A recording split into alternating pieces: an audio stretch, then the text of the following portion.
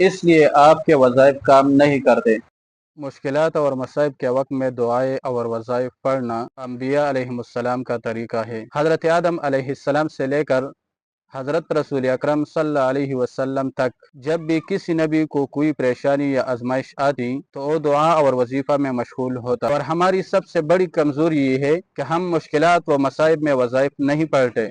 अगर पढ़ते भी है तो सही तरीका और इजाज़त के बगैर पढ़ते हैं। कोई भी वजीफ़ा की असर में ताकत पैदा करने के लिए दो अहम शराइत है। नंबर 1, दुरुस्त तरीके से पढ़ना। नंबर 2, इजाज़त के साथ पढ़ना। आप जितने वज़ाइफ पढ़ते हैं इन दो शराइत के बगैर पढ़ते हैं, इसलिए आपके वज़ाइफ काम नहीं करते।